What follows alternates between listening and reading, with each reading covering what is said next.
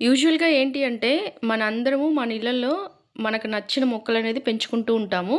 అయితే అందులో కొన్ని మొక్కలైతే బాగా పెరుగుతాయి. కొన్ని మొక్కలైతే మనం ఇష్టంగా తెచ్చిపెట్టుకున్న కొన్ని మొక్కలైతే చచ్చిపోతాయన్నమాట. అంటే సరిగ్గా రావు, సరిగ్గా గ్రో అవ్వవు.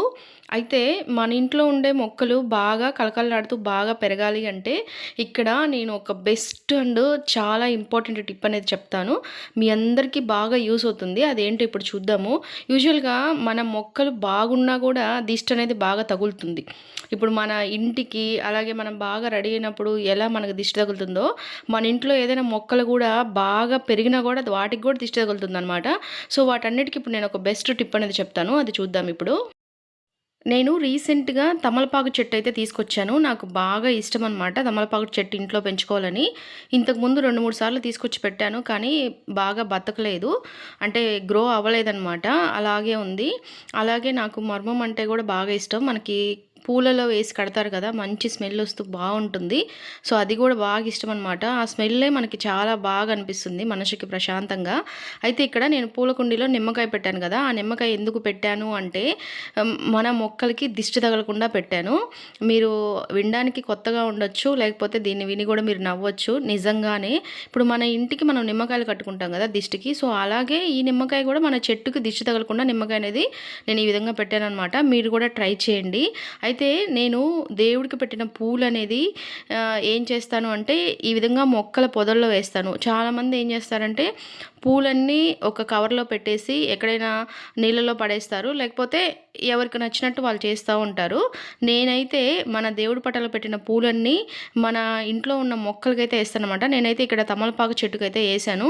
అవి బాగా ఎండిపోతాయి కదా! సో, ఎండిపోయిన తర్వాత చెట్టు మొదట్లో ఏసి కొంచెం నీళ్ళనేది పోస్తాననమాట. అప్పుడు ఆ నీళ్ళకి అవి కుళ్ళిపోయి మనకి కంపోస్ట్‌లాగా తయారైపోయి చెట్టుకి ఎరువులాగా తయారవుతుందనమాట.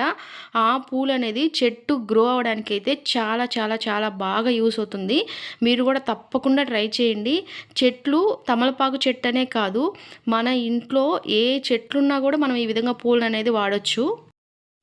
జనరల్‌గా ఏంటి అంటే, దేవుడికి పెట్టిన పూల మీద మనకి బాగా సెంటిమెంట్ ఉంటుంది కదా! అంటే అవి కింద పడేయకూడదు, తొక్కకూడదు, ఎక్కడెయ్యాలి, ఏంటి అని. అంటే చాలామంది అవన్నీ సేవ్ చేసి పెట్టి నీళ్ళలో పడేయడానికి కుదరకో, బద్ధకిచ్చో అలా ఏయడం అనేది పడేయక ఎక్కడంటే అక్కడ పడేస్తూ ఉంటారు.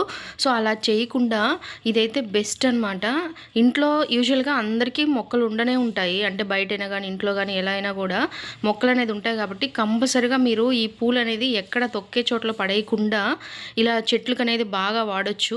మీకు బాగా యూజ్ అవుతుంది. ఇవన్నీ కుళ్ళిపోయి మనకి చెట్టుకి బాగా ఎరువులాగా యూజ్ అవుతుందనమాట. ఇవన్నీ నేను ఒక 10, 15 రోజుల నుంచి ఏసి పెట్టాను. కొన్నైతే కుళ్ళిపోయాయి. ఇవైతే ఈ మధ్య రీసెంట్‌గా వేసినయి. చూస్తున్నారు కదా! మీకు చెట్లు బాగా పెరుగుతాయి. మనకి అలాగే దేవుడి పూలు అలా తొక్కే చోట్ల ఏసామన్న ఇది కూడా లేకుండా మనకి బాగా అనిపిస్తుందనమాట ప్రశాంతంగా. సో, తప్పకుండా ట్రై చేయండి. దేవుడి పూలు మనం ఈ విధంగా చెట్టుకి వాడడం వలనో ఏమో కానీ, మా చెట్టయితే ఈ మధ్య బాగా పెరుగుతుంది. నాకు బాగా అనిపిస్తుందనమాట. అంటే నేను ఇంతకుముందు 2, 3 సార్లు తెచ్చిపెట్టినా కూడా అది సరిగా గ్రో అవ్వలేదని చెప్పాను కదా! సో, ఈ పూలనేది ఈ విధంగా ఎరువులాగా వాడడం వల్ల చెట్టయితే బాగా పెరుగుతుంది. చూడంగానే నాకు బాగా అనిపిస్తుందనమాట ప్రశాంతంగా. సో, మీరు కూడా ట్రై చేయండి. అలాగే ఈ వీడియో గనుక నచ్చినట్లయితే ఖచ్చితంగా లైక్ చేసి మన ఛానల్‌ని ఫాలో చేయండి. ఒకసారి మన ఛానల్‌లోకెళ్ళి చెక్ చేయండి. అందులో అన్ని యూజ్‌ఫుల్ అయ్యే వీడియోస్ ఉంటాయి. నచ్చితే గనుక తప్పకుండా సబ్స్క్రైబ్ చేసుకొని డైలీ ఫాలో అవ్వడానికైతే ట్రై చేయండి.